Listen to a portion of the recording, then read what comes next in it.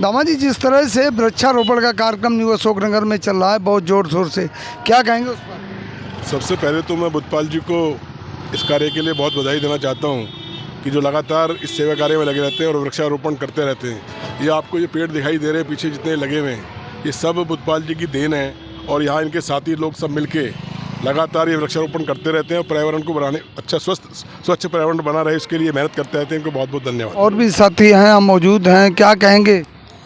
मैं तो धन्यवाद देता हूं बुद्धपाल जी को कि हमने 2018 में पहला यहीं से शुरुआत की थी। ये जो बड़ा पेड़ दिखाई दे रहा है आपको, और हमें एक प्रेरणा मिली। मैं जिस क्षेत्र से आता हूं उत्तराखंड से, वहाँ पानी और हवा शुद्ध है हमेशा। हम लोग यहाँ से 25-30 साल हो गए दिल्ली में रहते हैं, अभी भी उत्तराखंड जाते हैं और हमारे भाई बंधु सभी लोग जाते हैं कि पहाड़ों में शुद्ध हवा है। क्यों है कि वहाँ पे वृक्ष ज़्यादा है और वृक्ष अच्छा होगा तो हवा नेचुरली शुद्ध होगी।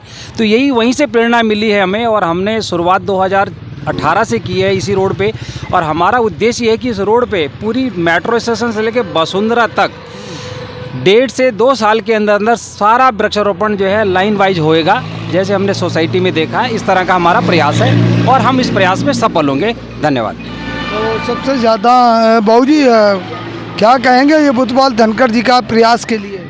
भाई बुद्धपाल जी हमारे 2018 से प्रयासरत हैं। ये सारे पेड़ इन्हीं के लगाए हुए हैं और सब साथ में मिलकर काम कर रहे हैं, बहुत बढ़िया है। तो जिस तरह से कहा जा रहा है कि बुद्धपाल जी सबसे ज़्यादा लोग आपके नाम की तारीफ, क्या कहेंगे आप जो ये वृक्षारोपण कर रहे हैं?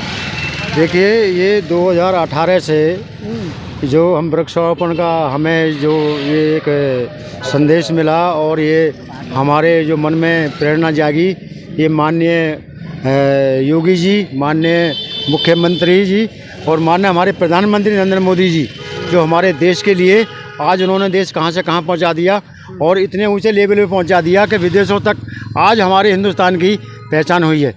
तो हमको सभी लोगों को मिलकर एकजुट होकर हमें भी कुछ ऐसे अपने देश के लिए काम करने चाहिए जो अपने आने वाली पीढ़ी के लिए, उनके भविष्य के लिए जो अच्छे काम हो। जैसे पेड़ लगाना, ठीक है जी, तो इससे जो है पोल्यूशन वगैरह जो भी है और जो ऑक्सीजन हमें मिलती है, ज़्यादा से ज़्यादा पेड़ लगाएंगे, बरसात अच्छी होगी तो वातावरण ठीक रहेगा। और इसी के लिए मैं सबका धन्यवाद करता हूँ। जितने मेरे साथी हैं, अशोकनगर वासी हैं, सरदार जी हैं, पवार जी हैं, हमारे राजेंद्र भाई साहब हैं और हमारे ये डॉक्टर साहब हैं, ठीक है जी, हमारे उधर पप्पी है भाई है, साथी हैं, क्या कहेंगे हमारे जो वृक्षारोपण का काम? ये पीसी भाई हैं हमारे। ऐसा जी, ये वृक्षारोपण का काम धनखड़ साहब को बहुत बहुत मुबारक हो। इन्हीं की अगुवाई में सभी लोग यहाँ पर काम कर रहे हैं और सबसे बड़ी बात है कि इन्होंने कहीं से भी किसी भी तरीके की कोई मदद ना लेते हुए भी अपने हिसाब से सभी को साथ में ले करके जिस तरह से काम किया है ना, ये आसान काम तो है नहीं सर। आप देखेंगे यहाँ से वहाँ तक कितने सारे पौधे इन्होंने लगा चुके हैं, कितने बड़े भी हो चुके हैं और इनका अभी आगे भी उद्देश्य ये है कि पूरी लाइन पेड़ों से भरी रहनी चाहिए। ये बहुत बड़ी बात है। क्या कहेंगे? ऐसा है, ये एक बड़ा निस्वार्थ काम है जो सब जीवन सभी लोगों के जीवन के लिए बहुत अच्छा है। जैसे दुआ भी कहा है कि वृक्ष कबू न फल बखे, नदी न संचय नीर, परमार्थ के कारण साधुन धरा शरीर। तो ये तो एक वृक्ष लगाना एक बेटे के समान है। बेटा धोखा दे सकता है लेकिन वृक्ष कभी धोखा नहीं दे सकता, वो सदैव ऑक्सीजन देता रहेगा।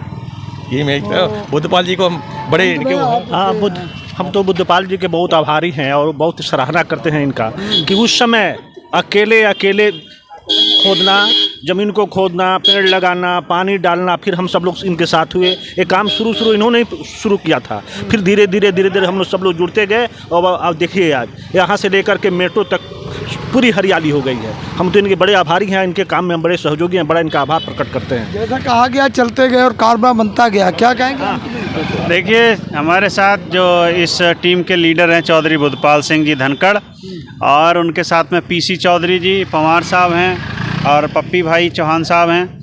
मैं तो एक बहुत ही पीछे खड़े होने वाला एक छोटा सा कार्यकर्ता हूँ इनके साथ में, पर मैं आज ये वायदा करता हूँ कि तन मन धन से इनका साथ दूंगा, क्योंकि चौधरी बुद्धपाल सिंह धनखड़ ने जो ये कार्यक्रम शुरू किया है, हम बहुत ही हृदय की गहराइयों से उनका आभार व्यक्त करते हैं और उनको बधाई देते हैं।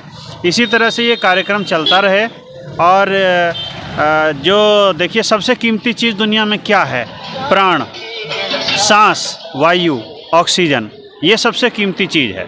भोजन के बिना आप महीनों तक जी सकते हैं, पानी के बिना कई दिन जी सकते हैं, लेकिन सांस ना लें, वायु ना मिले तो आप 1 मिनट नहीं जी सकते।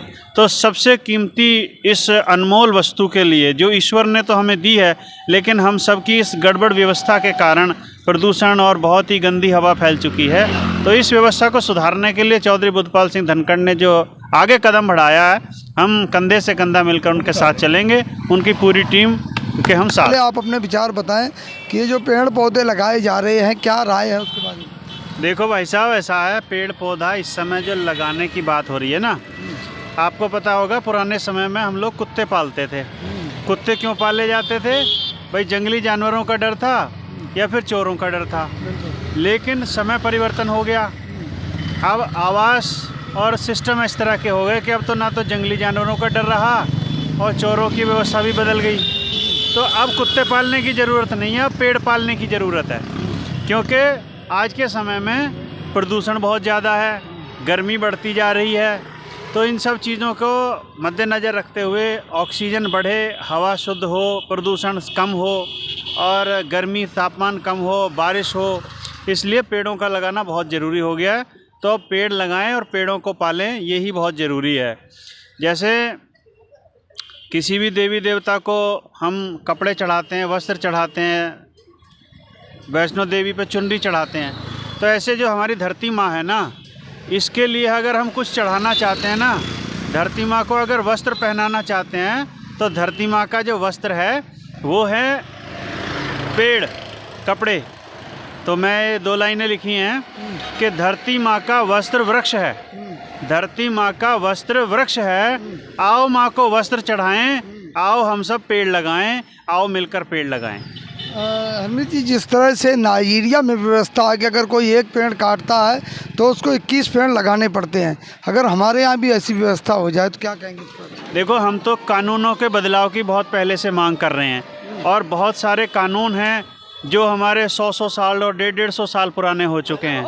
अब आप देखिए, 100 साल में, 150 साल में, 50 साल में सब चीज़ें परिवर्तन हो चुकी हैं। कानून में भी परिवर्तन होना चाहिए। अब हमने जो ये सांसद बनाए हैं, संसद का काम है कानूनों को, नए कानून बनाना, अच्छे कानून बनाना। तो हम निवेदन करते हैं सरकार से, मोदी सरकार से, कि जैसे अमेरिका में और अच्छे अच्छे देशों में अच्छे कानून बने हुए हैं, तो हमें भी अच्छे अच्छे कानून बनाने चाहिए और पेड़ों की सुरक्षा का बंदोबस्त करना चाहिए। मैं तो कहता हूं कि एक देशव्यापी आंदोलन सरकार चलाए, सरकार खुद भी उसमें आगे आए और जनता को भी साथ ले और पूरी भारत भूमि पर पेड़ लगाकर इसको हरा भरा कर दिया जाए। जिस तरह से आपने जनसंख्या नियंत्रण की आवाज़ उठाई थी और वो सरकार ने सुना भी, तो इस तरह पेड़ों के लिए भी कोई आवाज़ उठाएंगे? देखिए, जनसंख्या में आपको मैं बताना चाहता हूं कि 27 नवंबर को जंतर मंतर पर हमारी एक महान रैली हो रही है, बहुत बड़ी, जिसमें यहाँ से सभी लोगों को पहुँचने के लिए मैं निवेदन कर रहा हूँ। तो वो एक निर्णायक रैली होगी, जिसके बाद सरकार को जनसंख्या नियंत्रण कानून बनाना ही होगा। इसी तरह से इसके साथ साथ हम अब एक धरती माता को, भारत भूमि को हरा भरा करने के लिए वृक्षारोपण का भी एक महान आंदोलन चलाने वाले हैं। तो तमाम साथियों ने अपने विचार रखे, बताया कि जिस तरह से बुद्धपाल धनखड़ और उनकी तमाम टीम ये वृक्षारोपण का कार्यक्रम अशोकनगर में कर रही है, तो आगे भी ये कार्यक्रम चलता रहेगा जैसा भी साथियों ने बताया। तो सभी मिलकर के इस वृक्षारोपण अभियान का हिस्सा बने और सभी आगे से आगे इनका सहयोग करें ताकि इस तरह के कार्यक्रम हमेशा चलते रहें।